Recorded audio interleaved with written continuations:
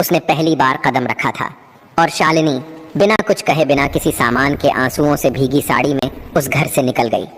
कदम भारी थे, लेकिन मन में एक संकल्प जल रहा था, ये उसे खुद को मिटाना ही क्यों ना पड़े। रात ठंडी थी, रास्ता सुनसान। गांव से बाहर निकलते ही घना जंगल शुरू हो गया। पेड़ों की छांव में चांद की किरणें भी मुश्किल से पहुंचती थीं। वह एक पुराने बरगद के नीचे बैठ गई।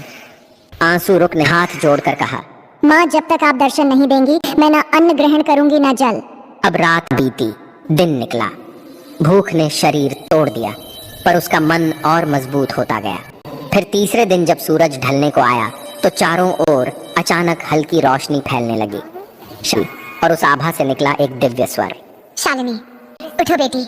वह कांपते हुए उठी और बोली, माँ लक्ष्मी, क्या सच में आप मेरे सामने हैं? माँ लक्ष्मी मंद स्वर में मुस्कुराई। अब उनका चेहरा प्रकाश से भरा था। हाँ बेटी, मैं आई हूँ। तेरा आह्वान सच्चा था। तेरे पश्चाताप ने मुझे यहाँ खींच लाया। पर बता, तू दुखी क्यों है? शालिनी बोली, हे माँ, मुझसे बहुत गलती हुई। मैंने आपकी परंपराओं को अनदेखा किया, सासू माँ की बातों को पुरानी मान्यता समझा और अब मेरे कारण सब नष्ट हो गया।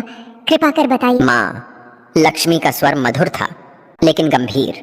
बेटी शालिनी, सुन, जब कोई स्त्री इन गलतियों को करती है तब मैं स्वयं उजली हथेली उठाई और एक एक करके बताया और कहा, हे शालिनी, पहली गलती, जब कोई स्त्री झाड़ू को पैर से लगाती है तो वह माँ लक्ष्मी का अपमान करती है, क्योंकि झाड़ू ही स्वच्छता और समृद्धि का प्रतीक है। तुम्हारी दूसरी गलती, जब झूठे बर्तन चूल्हे पर रखे जाते हैं तो अन्न की देवी माँ अन्नपूर्णा नाराज होती हैं। जहाँ अपवित्रता रहती है वहाँ मैं कदापि प्रवेश नहीं करती।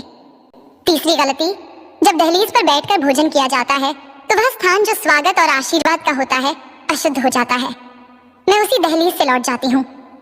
चौथी गलती, जब शाम के समय झाड़ू लगाया जाता है तो वह मेरे आगमन के समय मुझको ही घर से बाहर निकाल और सूरज के निकलने के बाद भी घर बंद रहता है तो आलस्य के कारण घर की ऊर्जा नष्ट होती है। मैं ऐसे घरों में नहीं ठहरती। छठी गलती, जब आंगन की सफाई नहीं होती तो वहाँ नकारात्मकता फैलती है और मैं वहीं से लौट जाती हूँ जहाँ गंदगी देखती हूँ। सातवीं गलती, जब झूठे बर्तन रात भर रसोई में पड़े रहते हैं तो वह अंधकार को बुलाते हैं और मैं ऐसे घरों से विदा ले लेती हूँ। आठवीं गलती, जब किसी के सामने दरवाजे को पैर या थूक से ठोका जाता है तो वह घर की मर्यादा को चोट पहुंचाता है। मैं वहां टिक नहीं सकती जहां आदर ना हो। अब जब घर में झगड़ा और कटुता रहती है तो मेरा स्वरूप जो शांति है वहां टिक नहीं सकता।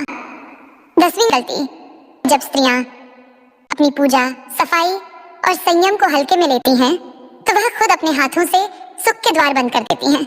अब माँ लक्ष्मी की आवाज धीमी हुई और बोली, याद रखो बेटी, मैं हमेशा वहीं बसती हूँ जहाँ स्वच्छता, श्रद्धा और सच्चा मन होता है। यह रीति नहीं, जीवन ने कांपते हुए कहा। माँ, अब समझ गई। घर की रौनक सजावट से नहीं, आदर और पवित्रता से आती है। अब माँ लक्ष्मी मुस्कुराई। तूने गलती मानी है, अब तेरा घर फिर से उजलेगा। जा बेटी, अपने ससुराल लौट जा। तेरे लौटते ही वहीं झुकी रही, हाथ जोड़कर बोली, माँ, मैं आपका वचन निभाऊंगी।